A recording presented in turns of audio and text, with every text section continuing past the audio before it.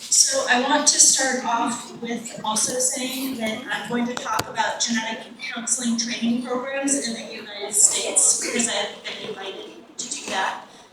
I do not work for a genetic counseling training program. What I do is I teach one of the classes to genetic counseling students at the University of Washington to talk about laboratory testing. And then when genetic counseling students come to our laboratory, I supervise them also. So that's how I'm involved with the genetic counseling training programs in the United States. I also want to say that this is one way that genetic counseling training can happen. There are many countries that have genetic counseling training programs, and it's very important that the training program is designed for the healthcare system of that country and also for the patients within that country culturally. So I'm going to define genetic counselors first. Genetic counselors are healthcare professionals with specialized training in medical genetics and counseling. And we are equipped to guide and support patients seeking information about how inherited diseases and conditions might affect them and also their families. Because in genetics, we don't just think of one patient, we think of their whole family. Genetic counseling is a communication process. So I'm going to talk about some of the elements of genetic counseling. That includes helping individuals, families, and also healthcare providers who don't have expertise in genetics understand the medical, psychological, and familial implications of genetic contributions to disease. Also, genetic counseling involves reviewing family history and medical history for the patient and family to determine the risk for a genetic condition to happen for that person, but also the chance for it to happen again in a family. Genetic counseling is also about education, about teaching, about inheritance, testing options, management for that condition, and you saw some examples earlier with some of the talks. Prevention, resources, and research. And then it also is important to provide information to the families so they can make decisions. Do they want to have the test or not?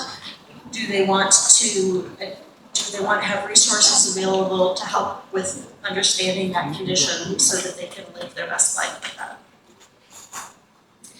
I do have a second talk after this, and I will talk more about genetic counseling with precision medicine.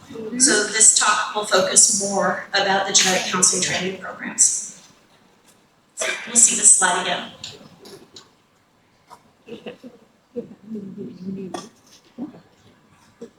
Genetic counselors work in many different settings. So in the clinical settings, that may be in a genetics clinic or a biochemical genetics clinic.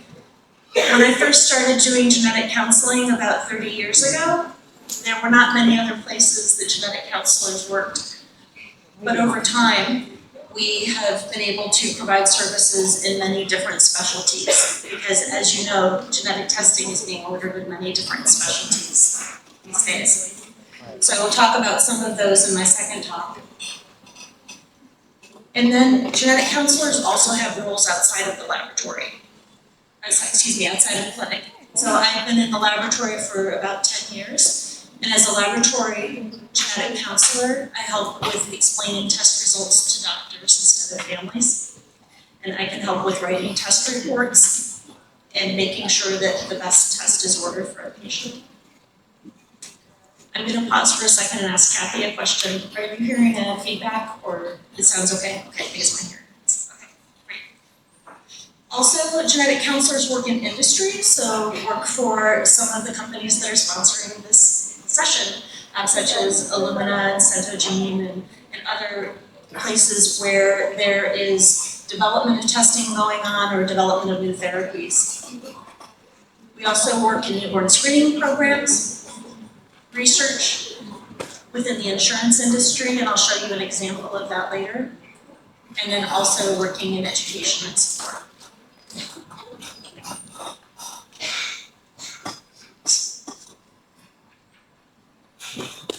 This is a study, or a paper, excuse me, from 2018, and it showed that the metrics in 2017 were that there were over 7,000 genetic counselors in over 28 countries at that time.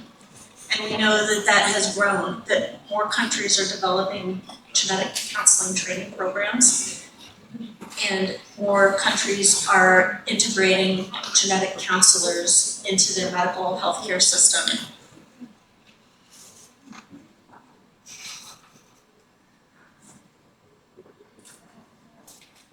I'm going to talk about genetic counseling training in the United States next.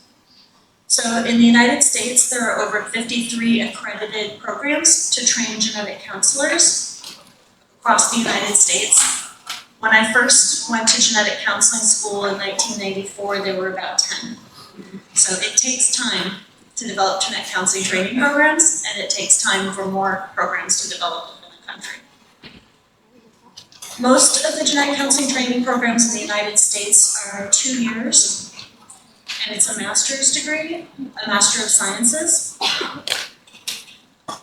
For the programs, some programs may have 3 students per year, and some programs may have 25 students per year. Oftentimes that has to do with the university that the program is within. But also because, as I will describe, part of the training involves seeing patients in clinic. The more hospitals with genetics services in a city, the more students you can train, because they have more places to go and learn. For someone to go to a genetic counseling training program, I just wanted to mention the cost very quickly in the United States. It's very expensive, unfortunately. So it is approximately $50,000 to $100,000 US for both years of the training program. And if I did the conversion right on my phone last night, that is approximately 1.2 to 2.4 billion Vietnamese dong.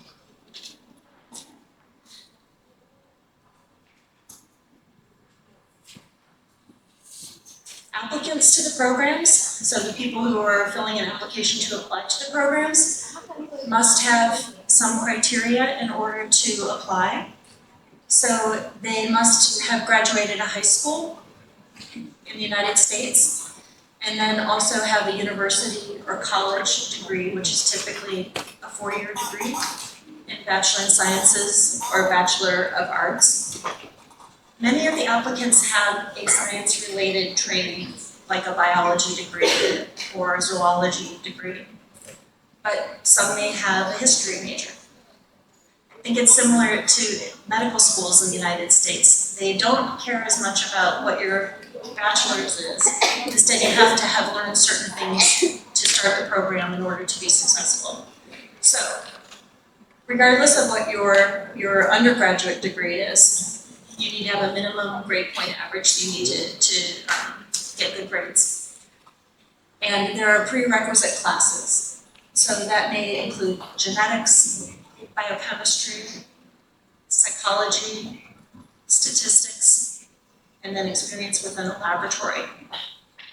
And those are important because those are all skills that a genetic counselor needs, or a person providing genetic counseling needs, to be able to review medical papers, to be able to understand complex genetics, and to be able to start the program with those basic skills. I shouldn't say the word basic, it's complex. Also, applicants are recommended to have certain things as well. So it does not say that you must do this, but the truth is that it'll be very hard to get into a program if you don't also do these things. So that may include advocacy experience, so being a counselor of some sort, or mentoring of some sort, or teaching. Having some experience in the healthcare setting, so maybe someone was a nurse in their training, or maybe they worked scheduling patients for a doctor's office and learned about medicine that way.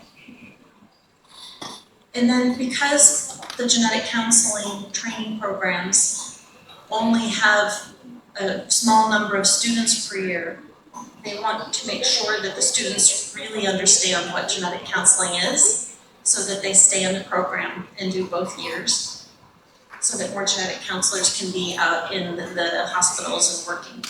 So they also talk about exposure to the practice of genetic counseling. And that could be working in a genetics clinic, taking pedigrees, or collecting medical records as an assistant. That could be talking with genetic counselors who are working to ask them questions about what it's like to be a genetic counselor.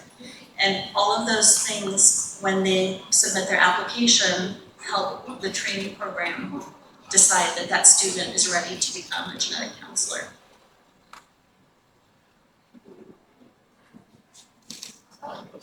I'm going to talk about a few organizations that are very important to genetic counseling in the United States, and different countries may have different organizations that are important. So the Accreditation Council for Genetic Counseling, the ACGC, is an organization that develops standards for the programs, and I'll talk to you in a minute about what that means. They call them competencies.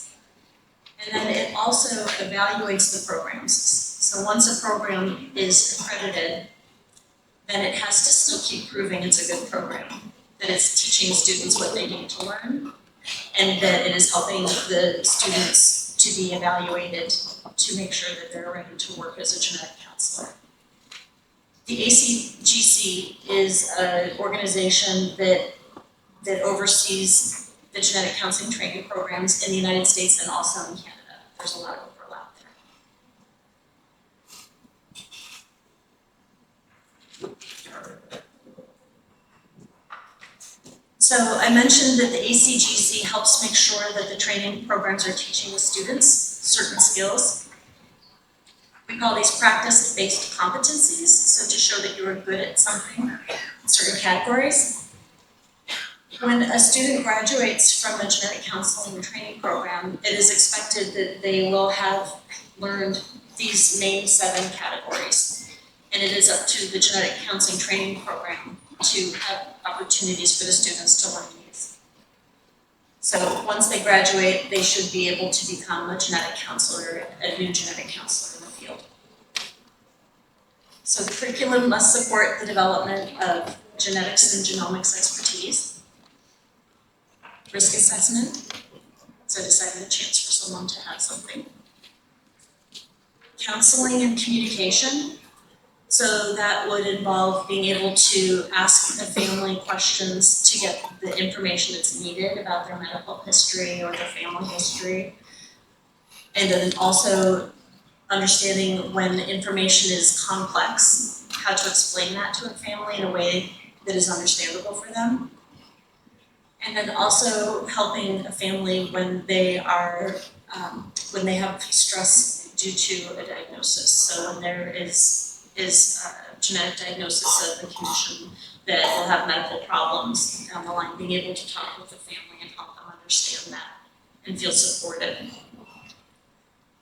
We also need to learn about research, and many genetic counselors participate in research. Understanding the healthcare systems, so understanding what a genetic counselor does within the genetic counseling field. So genetic counselors frequently in clinics where there are doing physical exams to diagnose a patient will work with a geneticist like Dr. Lepig. So it is not the genetic counselor's role to do the physical exam, but instead to understand what is going on with the exam and to help support that. And then also the professional identity. So we have a code of ethics that we must follow to make sure that we are supporting all families well. I'm not going to go into all of the details on this table, but what it does is it takes each of those areas and then provides more information about what is learned. And what is helpful is that when you have a framework like this, when you have a list like this, then when the students go through the program, you can check off, you can make sure that they learn each thing specifically and make sure that they are supervised so that you can show that they're doing those things well. I'm going to talk about 3 different main elements of genetic counseling training programs in the United States. So one of them is classroom learning. The next one is going into clinics and doing field work. And then the one after that is doing a research project. For the classroom coursework, you can see here what the list of different areas of learning are. Basic science, obviously you need to learn medical genetics. That includes prenatal, so pregnancy, to adult, and specialties. To learn counseling theories and skills, the students will practice sharing information with each other and learning how to do that better each time. Learning how to do pedigrees is very important in genetic counseling and genetics, as you all know. Biostatistics, and then also research methods. For the fieldwork rotations, that's when the genetic counselors will go and actually see patients in clinic with the doctors, or sometimes with other genetic counselors without doctors, depending on the type of clinic. And so when these fieldwork rotations happen, typically it's the second year. So the first year of the program, they learn genetics, they learn all of the classroom learning. And then in the second year, they will go and be able to practice doing genetic counseling in clinic with patients. Also, the rotations may be in laboratories and also in industry. The students are always supervised by genetic counselors who are already experienced. And they also, in the United States, are expected to have about 40 to 50 patients or families that they see in their training program. So they get a lot of practice with sharing information and doing pedigrees and getting information with many different types of patients. So regardless of what job they go to do, once they graduate, then they will have had some experience with that.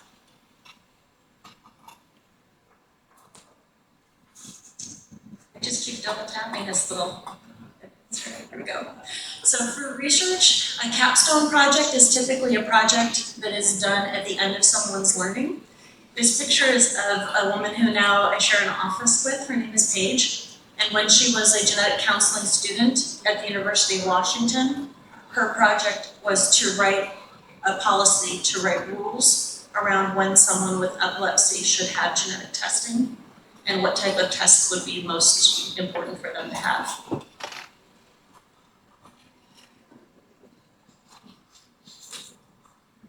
A few other organizations that are important to the programs.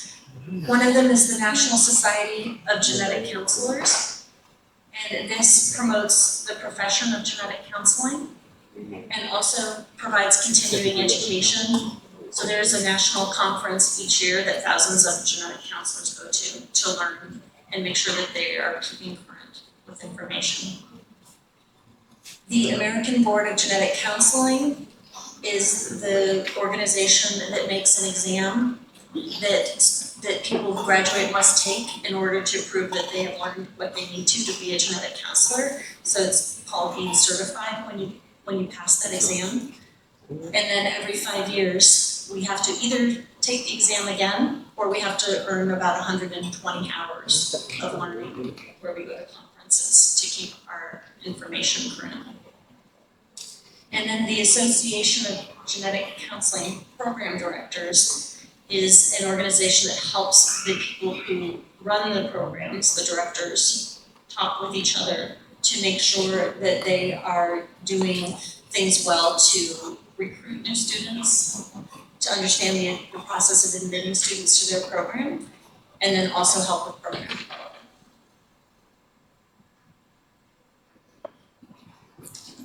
And then once a genetic counselor has graduated from a training program, this is what I had to do to actually be a genetic counselor.